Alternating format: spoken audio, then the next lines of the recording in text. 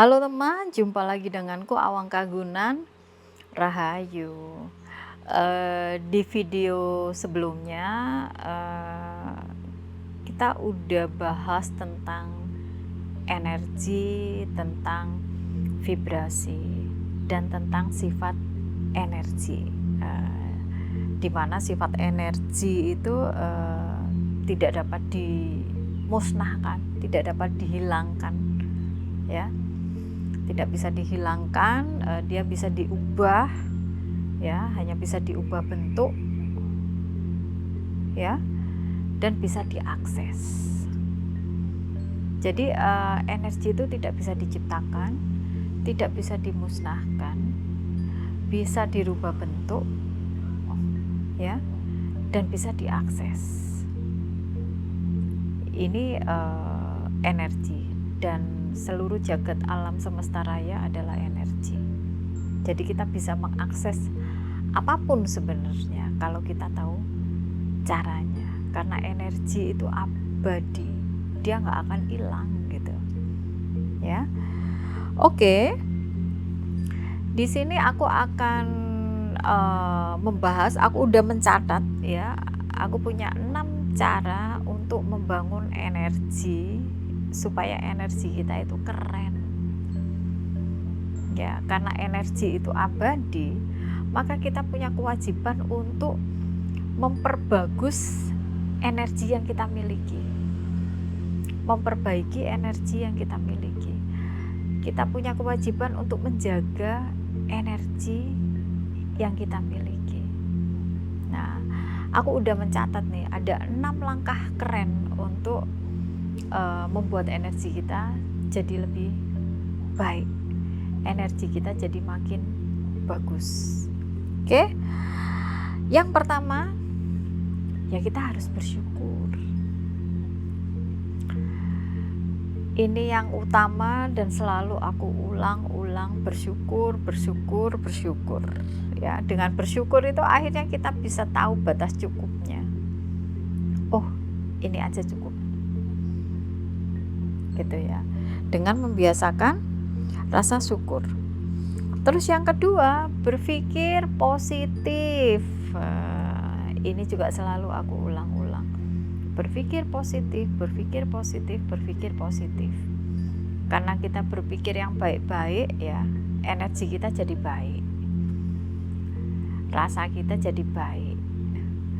Ketika rasa kita jadi baik, getaran rasa kita jadi baik, akhirnya yang terpancar, ya, getaran yang terpancar keluar dari tubuh kita itu juga yang baik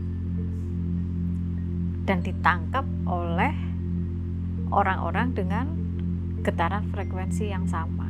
Jadi kalau baik, ya, akan ditangkap, akan diakses oleh orang-orang dengan getaran yang sama. Pun energi juga begitu, ya.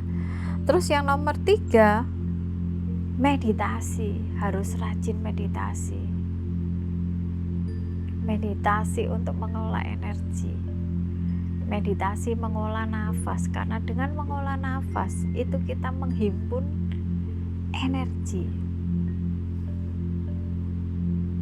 Ya, kalau orang-orang itu kalau zaman dulu, ya, belajar silat, ya, yang masuk perguruan pencaksilat itu pasti diajari olah nafas, ya, diajari olah tubuh. Tujuannya untuk menghimpun energi atau yang biasa disebut tenaga dalam. Tenaga dalam itu energi. Oke. Terus yang selanjutnya, yang keempat, sering berinteraksi dengan alam. Ini juga sering aku lakukan. Makanya hobiku itu kalau nggak masuk hutan, naik gunung, pergi ke laut. Kalau dulu hobinya ngemol, ya, sekarang udah nggak lagi. Ya, sesekali. Tapi aku lebih banyak meluangkan waktu untuk mengakses energi yang ada di alam. Dengan cara, yaitu tadi, pergi ke hutan, masuk hutan, pergi ke gunung, naik gunung, ke laut, ke candi, terus ke sumber-sumber mata air. Nah, itu untuk mengakses energi baik yang ada di alam. Itu salah satu treatment untuk mengolah energi kita dengan cara yang cepat. Karena kita tinggal akses saja energi baik untuk bisa masuk ke dalam tubuh kita. Gitu ya. Terus selanjutnya yang nomor 5, makan makanan yang baik yang dibutuhkan oleh tubuh. Makan makanan yang baik yang dibutuhkan oleh tubuh. Makanan yang baik. Manusia zaman sekarang itu kan orientasinya enak ya. Ya, baik untuk tubuh atau kurang baik untuk tubuh itu diletakkan di nomor sekian. Orientasi utamanya enak.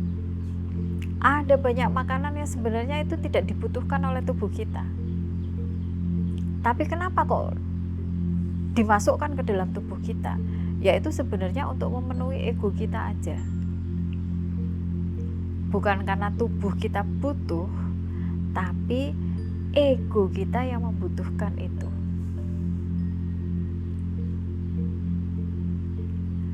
Jadi fokus pada makanan yang dibutuhkan oleh tubuh kita. Ya, untuk makanan-makanan yang tidak terlalu dibutuhkan oleh tubuh kita masih bisa makan, tapi dengan porsi secukupnya, tidak berlebihan.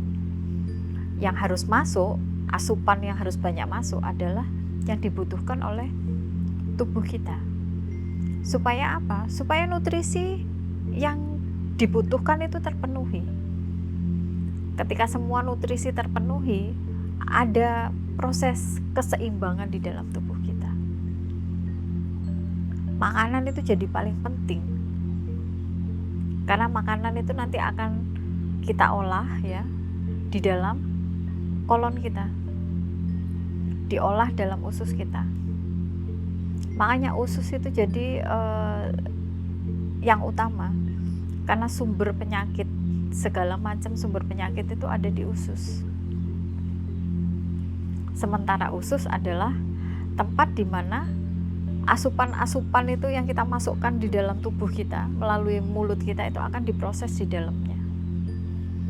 Jadi kalau ususnya sehat, tubuh kita juga akan sehat. Cara untuk menjaga supaya usus sehat, ya kita harus menjaga asupan yang masuk ke dalam tubuh kita. Jangan semua dimasukkan. Ya kalau misalnya mau iseng-iseng, mau nakal-nakal dikit nggak apa-apa. Tapi jangan berlebihan. Utamakan asupan yang dibutuhkan oleh tubuh. Gitu ya. Terus yang keenam, selalu dan selalu terus melakukan kebaikan. Di mana prioritasnya adalah kebaikan untuk diri kita sendiri, selanjutnya kebaikan untuk orang lain. Nah, itu adalah hal-hal dasar yang paling gampang, yang paling mudah untuk bisa kita lakukan untuk menjaga supaya energi kita tetap bagus. Sekali lagi, energi itu tidak bisa kita lihat, nggak tampak mata, nggak kasat mata. Ya, tapi bisa dirasakan oleh orang lain, mudah dikenali oleh orang lain. Jadi sudah menjadi kewajiban kita untuk menjaganya, ya, supaya energi kita selalu bagus.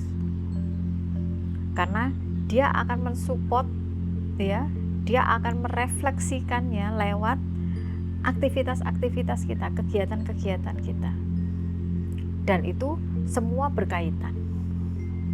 Pikiran yang bagus, rasa yang bagus, energi yang bagus, otomatis yang keluar, apapun yang dilakukan, outputnya akan bagus. Gitu ya. Jadi energi itu bukan hanya dari makanan tok. tapi ada banyak cara untuk bisa mengolahnya. Dan cara yang menurutku paling menyenangkan ya adalah jalan-jalan. Rajin-rajinlah menyelaraskan diri dengan alam.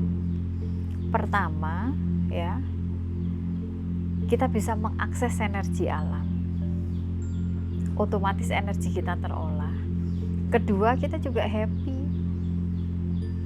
melihat keindahan alam, bisa menikmati suasana alam, bisa mempelajari hal-hal baru yang ada di alam. Aku sangat merutinkan itu. Kalau nggak ke pantai, aku biasanya cari sumber air. Atau kalau nggak gitu ke gunung, ke candi-candi, itu aku demen banget. Atau kalau nggak gitu masuk ke hutan. Itu nanti kita bisa membedakan perbedaan energi ketika berada di pantai, perbedaan energi ketika kita ada di hutan, ada di gunung, ada di candi, ada di sumber-sumber air. Itu kita bisa membedakan dan masing-masing itu memang beda. Dan kita bisa mengaksesnya, mengakses energi yang ada di sana. Untuk bisa masuk selaras. Yang ada di dalam tubuh kita bisa selaras dengan yang ada di alam semesta. Begitu ya teman. Terima kasih banyak. Rahayu. Dadah.